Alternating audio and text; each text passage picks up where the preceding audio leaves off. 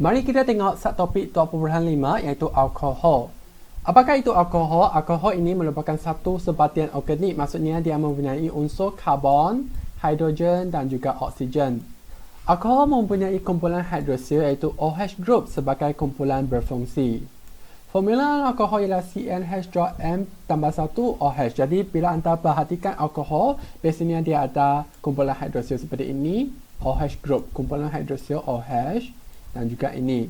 Yang ada satu atom karbon ini kita panggil sebagai metanol, dua atom karbon kita panggil sebagai etanol dan tiga atom karbon kita panggil sebagai propanol. Untuk pengetahuan anda, dalam alkohol dia juga mempunyai isomer, dia juga wujud dalam bentuk isomer. Apakah itu isomer? Isomer ialah maksudnya dia mempunyai formula molekul yang sama tetapi mempunyai formula struktur yang berbeza. Contohnya di sini bagi propanol dia mempunyai dua isomer. Yang pertama ialah propan 1O, maksudnya alkohol ataupun maksudnya kumpulan hidroksil OH group ini berada pada kedudukan atom karbon yang pertama. Satu ini menunjukkan kumpulan hidroksil berada pada atom karbon yang pertama. Dan ingat, bila anda namakan penamaan bagi alkohol ini, anda kena first kali anda kena pasti rantai karbon yang terpanjang dan seterusnya anda kena nomborkan atom karbon tersebut. Bila anda nomborkan atom karbon tersebut, pastikan anda nomborkan bermula dari yang paling berdekatan dengan kumpulan hidroksil. Jadi di sini kita nomborkan atom karbon ini sebagai atom karbon 1, ini kedua dan ini ketiga. Jadi di sini kumpulan hidroksil ini berada pada atom karbon yang pertama, jadi kita namakannya sebagai propan 1O. Dan anda boleh juga move kumpulan hidroksil ini kepada atom karbon yang kedua. Jadi di sini kita namakannya sebagai propan 2O. Seterusnya bagi butanol, iaitu mempunyai 4 atom karbon, dia mempunyai 4 isomer. Pertama sekali ialah butan 1O, maksudnya kumpulan hidroksil adalah berada pada atom karbon yang pertama. Jadi ingat, sama seperti yang sebelum ini, first kali anda kena pasti rantai karbon yang terpanjang iaitu mempunyai 4 atom karbon, jadi ialah butanol. Dan di sini ada kumpulan hidroksil, jadi dia merupakan alkohol yang kita panggil sebagai butanol. Dan kumpulan hidroksil ini berada pada atom karbon yang pertama. Oleh itu kita namakannya sebagai butan 1O. Pada masa yang sama seperti dengan propanol, anda juga boleh mengerakkan atau move kumpulan hidroksil ini kepada atom karbon yang kedua supaya kita namakannya sebagai butan 2O. Bukan itu saja, anda juga boleh kurangkan rantai karbon yang terpanjang menjadi 3 iaitu propanol dan anda movekan kumpulan metil ini kepada atom karbon yang kedua di sini supaya kita namakannya sebagai 2-metil propan 1O, di mana kumpulan hidroksil berada pada atom karbon yang pertama dan kumpulan metil ini berada pada atom karbon yang kedua. Seterusnya, sama juga anda boleh move ataupun menggerakkan kumpulan hidroksil ini kepada atom karbon yang kedua seperti ini, di mana kumpulan metil dan kumpulan hidroksil membentuk ikatan pada atom karbon yang kedua. Jadi kita namakannya sebagai 2-metil propan 2O. Okey, bagaimanakah kita boleh menyediakan alkohol? Terdapat dua cara untuk menyediakan alkohol, iaitu yang pertama ialah penhidratan alkena. Yang kedua ialah penyampaian larutan glukosa dengan kehadiran enzim zymase dalam yeast. Okey, mari kita tengok yang pertama iaitu penhidratan alkena. Dalam penhidratan alkena, kita gunakan campuran alkena dengan steam iaitu H2O. Dia mesti mempunyai suhu mencecah 300 degree Celsius, iaitu satu suhu yang sangat tinggi, tekanan 60 atmosfera dan kita juga menggunakan mangking supaya ia boleh meningkatkan kadar tindak balas iaitu asid fosforik. Contohnya di sini penhidratan alkena, ini ialah etina kerana dia mempunyai 2 atom karbon. Bila anda tambah dengan steam iaitu H2O, kita break double bond ini, kita putus ataupun pecahkan ikatan ganda 2 ini dan kita masukkan satu atom hidrogen di sini dan satu OH group di sini supaya dia menjadi etanol di sini, iaitu etanol. Dan anda boleh perhatikan kita guna suhu 300 degree Celsius, tekanan 60 atmosfera dan juga menggunakan mangkin untuk meningkatkan kadar tindak balas iaitu asid fosforik. Yang kedua ialah penyampaian larutan glukosa. Di sini Kita menukar 20 cm3 glukosa ditimbang dan dituang ke dalam 200 cm3 air suling di dalam sebuah kelalangkong. Dan kita masukkan 10 gram is ke dalam campuran tersebut dan dikacaukan dengan rod kaca. Pada masa yang sama, kita kena tutupkan kelalangkong ini dengan penyubat kedah yang disambung dengan salur penghantar. Hujung salur penghantar yang satu lagi dimasukkan ke dalam sebuah tabung didek yang mengandungi air kapur. Dan susunan radas ini dibiarkan di tempat yang hangat selama 3 hari. Jadi ini merupakan susunan radas bagi penembaian larutan glukosa. Dan ingat, dalam is ini kita ada satu enzim iaitu kita panggil sebagai enzim Zymex. Selepas 3 hari, kandungan dalam kelalangkong ini iaitu dalam kelalangkong ini kita turuskan dan dituangkan ke dalam kelalang penyulingan iaitu di sini. Hasil turusan itu dipanaskan dalam kukus air. Kita panaskan dalam kukus air ini. Dan hasil sulingan iaitu etanol dikumpul pada 78 degree Celsius. Warna dan bau hasil sulingan direkodkan. Mari kita tengok apakah sifat-sifat fizik alkohol. Untuk pengetahuan anda, alkohol ini adalah cecair yang tidak berwarna pada suhu bilik. Dan alkohol ini dia boleh larut dalam kedua-dua air dan pelarut organik. Target didek alkohol ialah 78 degree Celsius. Dan alkohol ini dia mudah meluap. Apakah itu meluap? Maksudnya dia mudah menjadi gas. Dari cecair dia mudah menjadi gas. Di sini turn into gas easily. Bukan itu saja, alkohol ini terbakar dalam udara dengan nyalaan biru dan menghasilkan gas karbon dioksida dan air. Ingat balik, so apabila pembakaran berlaku, kita akan menghasilkan karbon dioksida. Bagaimana pula dengan sifat kimia alkohol?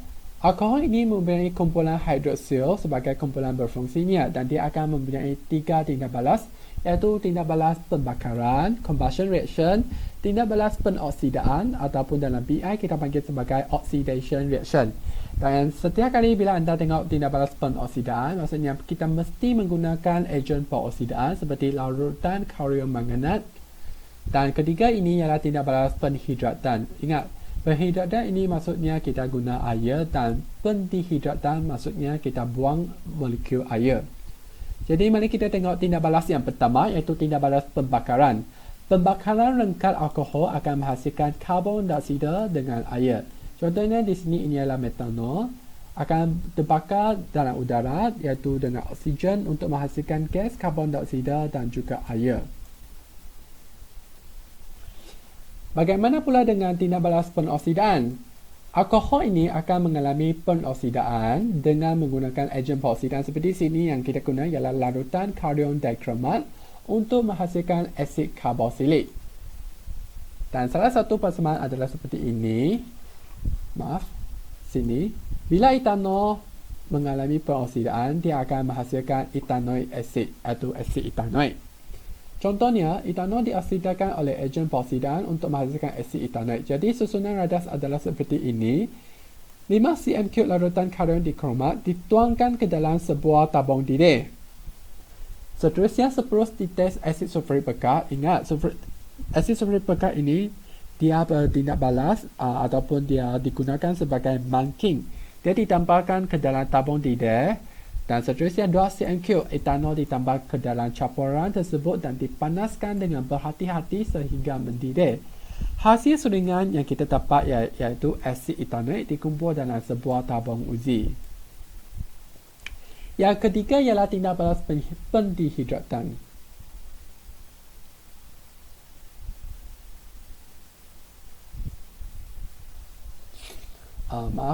Ini ialah pendihidratan. Maksudnya kita buang molekul air molekul, water molecule.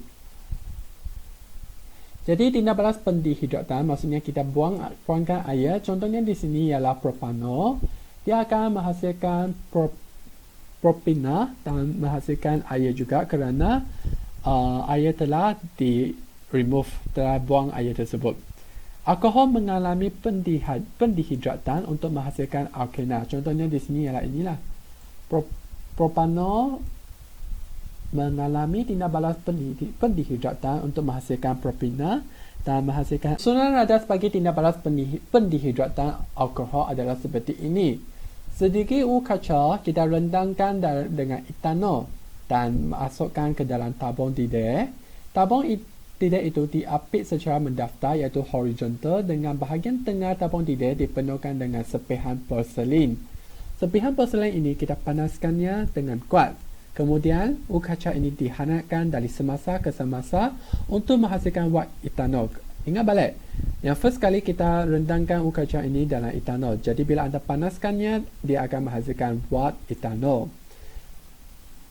Gas yang terhasil iaitu etina akan dikumpul melalui kaedah sesaran air di sini. Mari kita tengok soalan ini. Apakah kumpulan berfungsi bagi alkohol? Jadi ingat, kumpulan berfungsi bagi alkohol seperti ini ialah propanol.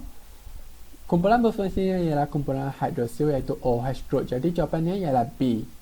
Yang kedua ialah namakan proses yang mengubah propina kepada propanol iaitu proses penhidratan. Maksudnya penhidratan kita tambah air iaitu tambah H2O.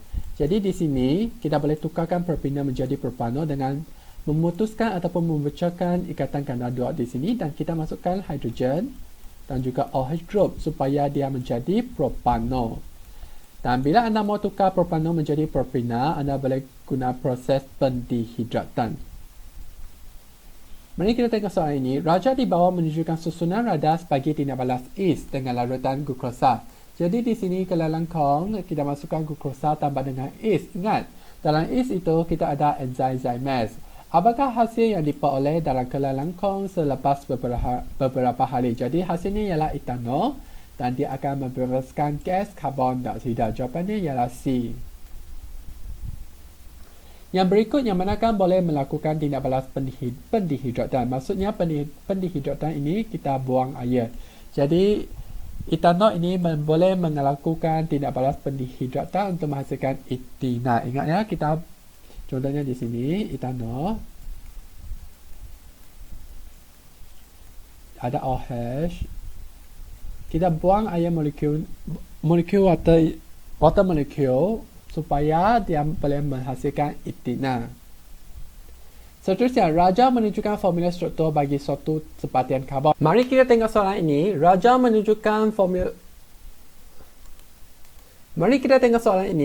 menunjukkan formula struktur bagi suatu sebatian karbon. Apakah nama sebatian ini mengikut sistem penamaan IUPAC? Jadi ingat, bila anda namakan formula struktur ini, pertama sekali anda kena pasti rantai karbon yang terpanjang. Jadi di sini rantai karbon yang terpanjang ialah ini, ada 6 atom karbon, jadi ialah heksana.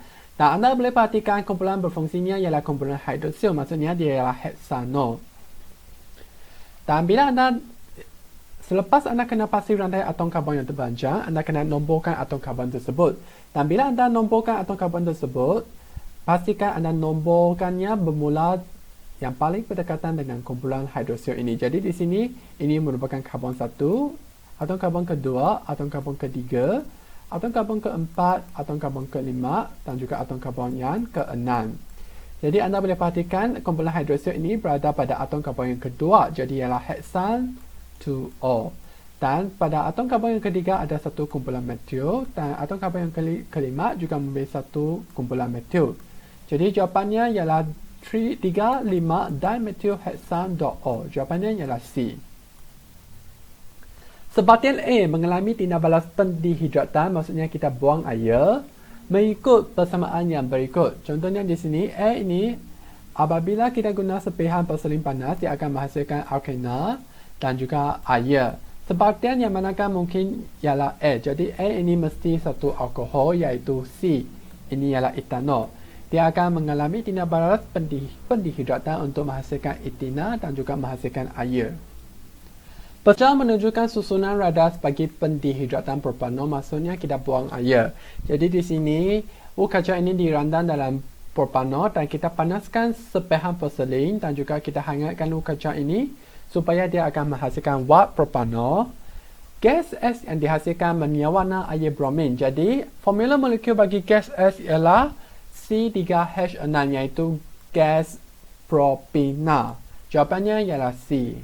Dan gas propina ini iaitu dalam alkena dia boleh menyawarna air bromin. Seterusnya persamaan menunjukkan pertukaran etanol kepada asid etanoik. Jadi etanol sini kita panaskan bersamaan larutan kalium manganat berasid untuk menghasilkan asid etanoik. Ingat, bila kita guna enzim peroksidaan ni, maksudnya proses itu ialah proses penoksidaan. Jawapannya ialah B.